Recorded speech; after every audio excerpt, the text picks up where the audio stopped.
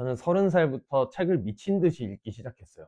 그리고 3년 만에 직원 없이 저 혼자서 연매출 20억을 달성했습니다. 저는 원래 직장인이었었거든요. 그래서 사업에 전혀 관심도 없고 책 읽는 것들도 관심이 없었어요. 그런데 남자 30살이 되면 뭔가 제 위치가 보이는 것 같은 거예요. 제가 다녔던 회사는 중소기업이었고요. 중소기업에서 제 월급은 230만 원이었어요. 저는 백도 없었어요. 돈도 없고 백도 없고 직업도 별로야. 제 위치가 딱 그랬어요. 미래가 보이는 거죠. 아, 난 이렇게 해서 계속해서 가난하게 살 수밖에 없겠구나. 그걸 깨닫고 나서부터 저는 부업을 시작했었어요. 제가 진짜 쫄보거든요.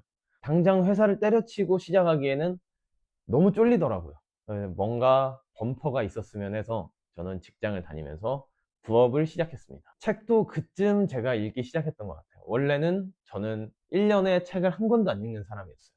강의를 듣거나 강연을 들으면 정말 좋은데 전 돈이 없잖아요. 월급이 230만 원인데 강의 듣는데 어떡해요. 살기도 빠듯빠듯한데. 근데 이 책들은 몇천 원, 몇만 원이면 작가의 생각을 한 번에 배울 수 있잖아요. 그렇다고 해서 저도 책을 읽기 시작했습니다. 근데 또 무작정 많이 읽는다고 해서 제가 이해가 됐을까요? 전혀 아니에요. 제가 제일 처음 읽었던 책이 어, 김승우 회장님의 돈의 속성이거든요. 처음에 제가 이 책을 읽으니까 내용이 이해가 안 가는 거예요. 그 이후에도 계속해서 책을 읽긴 했어요. 근데 이런 생각이 들었죠. 계속 읽는 게 맞나? 뭐 도움이 된다던데. 근데 이해가 안 가. 이 고민을 계속 달고 살았던 것 같아요. 그러다 결국 저만의 독서법을 찾게 됐고, 책을 읽기 시작한 이후 딱 2년 만에 연매출 20억을 달성했습니다. 오늘은 제가 어떻게 이 책들을 읽고 있는지, 이 책이 어떻게 제 삶을 변화시켰는지 그 이야기를 공개할게요. 이거 정말 비법 같은 이야기인데 특별히 공개합니다. 특히 마지막에 소개하는 내용은 진짜 찐이거든요. 마지막까지 꼭 한번 봐주세요. 제가 책을 읽는 첫 번째 단계는 이해하는 독서예요. 일단 책을 이해하기가 제일 중요하다고 볼 수 있죠. 책을 10권을 읽어요. 정말 뿌듯하죠. 저도 뿌듯해요, 쌓인 거 보면. 근데 제 머릿속에 남을까요? 저는 아니었어요. 근데 여러분들도 솔직하게, 솔직히 진짜 10권 읽으면 10권 다 머릿속에 남으세요? 대부분은 아닐 거예요. 이건 독서를 한 게 아니라 눈을 넘긴 것, 책장을 넘긴 거라고 보시면 됩니다. 왜? 머릿속에 남아있지 않으니까. 근데 또 머리에 들어와라, 들어와라, 제발 좀 읽혀라 라고 생각을 하면 과연 머릿속에 그대로 남을까요? 이것도 아니거든요. 그러면 어떻게 해야 이해가 잘 되냐? 제가 생각한 정답은 내가 내 상황에 맞는 내가 겪고 있는 문제를 담은 책을 읽는 게 가장 중요하다고 볼 수 있는데요. 사람은 자기가 처한 상황이나 고민하고 있는 문제나 자기가 생각하는 것들에 따라서 책을 이해하고 책을 받아들이는 데 내용이 다 달라요. 이건 저만의 생각이 아니고 책을 읽고 있는 사람들이 모두가 하나같이 외치는 말인데요. 그래서 같은 책을 첫 번째 읽었을 때, 두 번째 읽었을 때, 세 번째 읽었을 때 내용이 받아들이는 게 다 다르다는 내용이 여기서 나온 이야기입니다. 그래서 책을 읽기 전에 순서가 있어요. 일단 내 고민이 뭔지, 지금 내가 생각하는 게 뭔지, 내가 처한 상황이 어떤 건지를 생각을 해보는 거예요. 그리고 그 고민이나 그 상황에 맞는 주제의 카테고리의 책을 검색해 보세요. 내가 만약에 책을 읽은 지 얼마 안 됐다. 그러면 그 주제에서 가장 유명한 책을 한번 구매해 보세요. 그리고 읽어보세요. 그러면 여러분들이 이해하는데 훨씬 더 많은 도움이 될 거예요. 만약에 돈에 관심이 많다. 근데 나는 사업 쪽이다. 그러면 김승호 회장님의 돈의 속성이 정말 많이 도움이 되겠죠. 그리고 나는 뭐 경제 공부를 하고 싶다. 근데 나 아무것도 모르겠다. EBS 자본주의. 이런 입문서지만 정말 유명한 책들이 있습니다. 이것들 먼저 읽고 시작을 하면 그냥 읽는 책이라 하더라도 여러분들 상황에 맞고 여러분들 고민에 맞기 때문에 훨씬 더 이해하기 쉽고 훨씬 더 많은 내용이 남을 거예요. 이렇게 여러분들 고민과 여러분들 상황에 맞는 책을 한 3권에서 5권 정도만 읽으면 이렇구나 하고 머리가 트이는 순간이 올 거예요. 그때 여러분들이 책에 있는 내용을 온전하게 이해했다. 이 단계라고 보시면 됩니다. 자, 그럼 단순하게 이해만 했다고 머릿속에 남을까요? 사실 그건 아니죠. 그래서 두 번째 단계는 생각하는 독서인데요. 머리론 이해했지만 이해했다고 내 머릿속에 남는 게 아니기 때문에 남기는 과정, 생각하는 독서를 하는 방법은 앞선 영상에서 제가 말씀드렸는데 저는 책을 정말 지저분하게 읽어요. 아무 책이나 한번 꺼내볼까요? 결국 결국 잘 되는 사람들의 태도라는 책인데요. 이거 제가 작년에 되게 잘 읽은 책인데 보세요. 이렇게 보이면 되나? 또 이렇게 메모를 자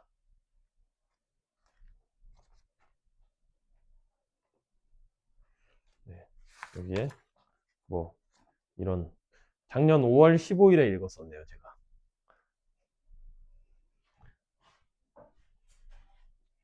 이처럼 저는 책을 좀 지저분하게 읽는데 지금은 이것보다 더 지저분하게 읽거든요. 줄도 긋고 인덱스도 뭐 붙이고 메모도 쓰고 이러면서 지저분하게 읽는데 과연 왜 그럴까요?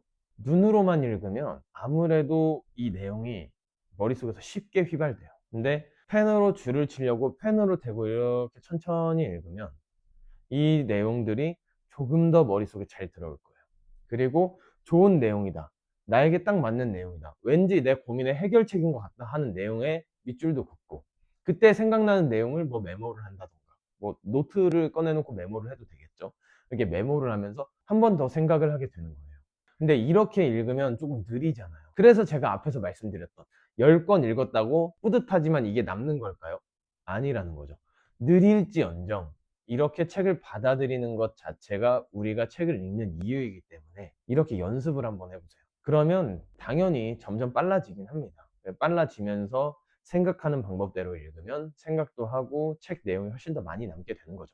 그리고 책을 다 쓰면 저는 저만의 독서 노트를 쓰죠. 저는 그 독서 노트를 뭐 별도로 양식을 담아 놓거나 특정 노트를 정해 놓는 건 아니고 그때그때 다 쓰면 원래 썼던 걸 사용하기를 하기도 하고 새로운 거 써보고 싶으면 새로운 거 쓰기도 하면서 바꾸는데 핵심은 독서 노트를 쓴다. 자, 이렇게 생각하는 방법으로 책을 읽으면 책을 총 3번 읽는 효과가 나타나는데요. 첫 번째는 줄을 긋고 인덱스를 붙이면서 생각을 하면서 읽게 되죠. 그다음 두 번째는 독서 노트를 적을 때 줄근 걸 다 적진 않으니까 내가 어떤 걸 적을지 다시 생각을 하면서 한 번 더 생각을 해줘. 총 2번. 그 다음에 독서 노트에 적으면서 마지막으로 적는 내용을 한 번 더 생각을 하면서 3번 읽는 효과를 얻게 됩니다. 그래서 책을 한 번 읽었는데 3번 정도 생각을 하면서 읽기 때문에 훨씬 더 많은 내용이 머릿속에 남는다고 보시면 돼요. 이것만 해도 진짜 이 책을 읽는 게 그냥 눈으로 읽는 것이랑 완전히 다르게 읽힌다고 보시면 됩니다. 자, 세 번째는 영상 초반에 말씀드렸죠. 정말 이거 완전 비법인데 공유하는 독서예요. 학창 시절에 이런 말 들어보셨어요? 제가 공부를 잘 못해가지고 완벽하게 공부가 끝나면 친구들한테 강의를 해줘라. 뭐 강의하듯이 하면 이거 완전히 믿게 된 거다. 이런 말을 제가 들었던 것 같은데 이거랑 좀 일맥상통한 내용이라고 보시면 되는데 제가 혼자 읽고 혼자 고민하고 혼자 답을 정하다 보니까 어느 순간에 벽에 막혀 있는 느낌이 들었는데 해결책을 찾다가 독서 모임에 한번 나가봤어요. 처음엔 어색했지만 좋은 분들이구나. 대화를 하면서 많은 걸 느끼고 많이 배웠다라는 걸 느낄 수 있었는데 이 책으로 예시를 들어드리면 저는 이 책을 사람들의 태도라고 봤는데 이 책 내용은 진짜 나의 태도가 정말 중요하구나. 이런 생각을 하고 갔던 거죠. 근데 함께 했던 분의 이야기를 들어보니까 자기 인식이 정말 중요하다고 깨달았다는 거예요. 저는 한 번 더 생각을 하죠. 우와, 이 책을 읽고 어떻게 자기 인식이라고 생각을 할 수가 있지? 그러면서 제가 읽었던 내용들을 한번 복기를 해봐요. 자기 인식이라고 볼 수도 있겠구나. 와, 이런 관점에서도 볼 수 있는 거구나. 대단하다. 같은 책, 같은 문장을 다르게 받아들일 수 있다. 이런 관점을 배울 수 있는 게 공유하는 독서법의 핵심이에요. 나 혼자 읽으면 내가 아는 만큼, 내가 보고자 하는 만큼밖에 볼 수가 없어요. 근데 다른 사람의 고민과 다른 사람의 행동으로 읽은 내용을 함께 공유를 하면 내가 미처 보지 못했던 각도로 이 상황을 바라볼 수 있게 되고 이 책을 생각해 볼 수 있게 되고 그게 바로 사고의 확장이 일어나는 거죠. 그리고 또 하나, 독서 모임에서 제가 이해한 내용을 가지고 이야기를 하려다 보면은 한 번 더 제 머릿속에서 필터를 거치거나 정리를 할 수밖에 없거든요. 그 과정에서 여러분들이 이 책을 한 번 더 읽는 효과가 나타납니다. 이 책을 완전하게 머릿속에, 온전히 머릿속에 담는데 가장 좋은 독서 방법이라고 볼 수 있어요.